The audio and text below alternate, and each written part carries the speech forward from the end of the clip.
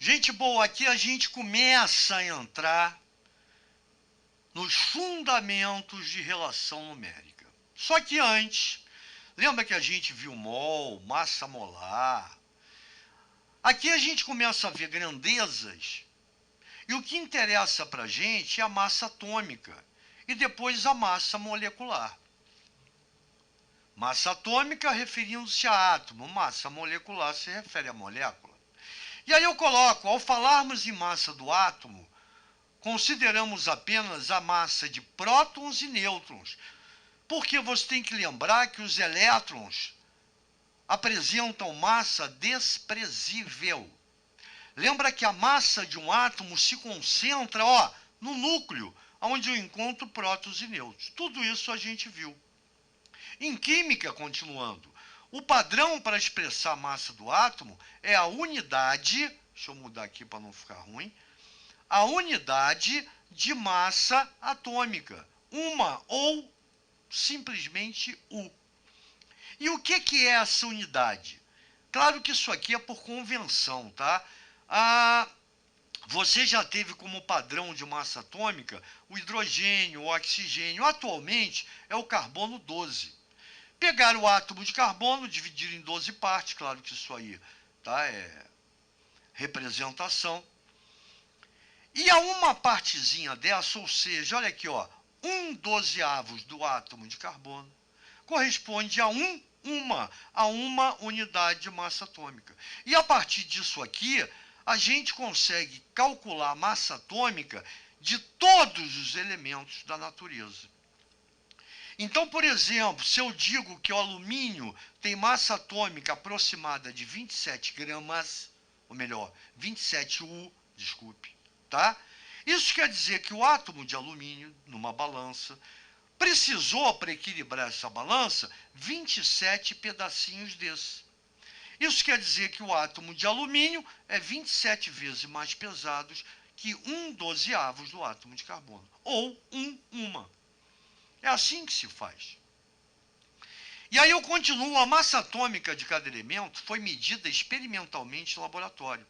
E esse dado é fornecido nas tabelas periódicas, como eu estou mostrando aqui. No geral, e aqui é muito importante, aparecem como valores arredondados, porque no alumínio não é 27 o número de massa, o valor exato é 26,9815 U, unidade de massa atômica.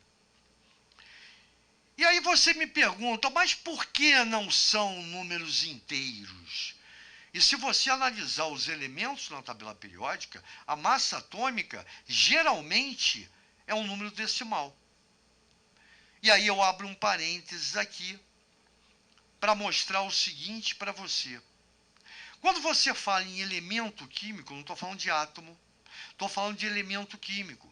A gente viu que os elementos químicos são formados através de um conjunto, de uma mistura de isótopos.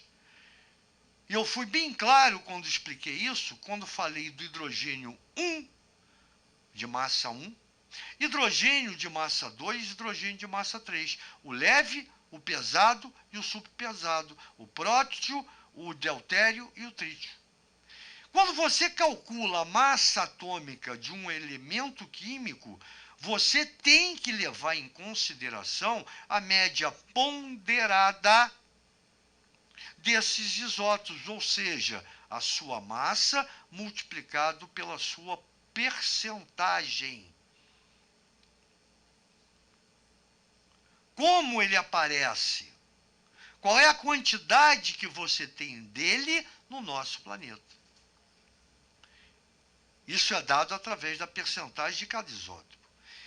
Por isso, por apresentar o elemento químico, um conjunto de isótopos, a massa atômica geralmente é um número decimal e não um número inteiro. Legal? Guardem isso que é fundamental. Já foi questão de prova, hein? Cuidado. E aí, quando a gente vem para a massa molecular, a gente, inclusive, na página anterior já calculou praticamente isso. Você tem uma fórmula molecular, no caso aqui do ácido carbônico. Cada elemento tem a sua massa atômica, que agora a unidade é U. Se a unidade for gramas, e é aí que a gente vai entrar daqui a pouco, essa comparação, a unidade U, quando eu falo que o átomo de alumínio apresenta massa atômica 27U, é porque ele é 27 vezes mais pesado que 1/12 do carbono 12, ou seja, de 1/12, ou melhor, desse pedacinho aqui, ó, de uma.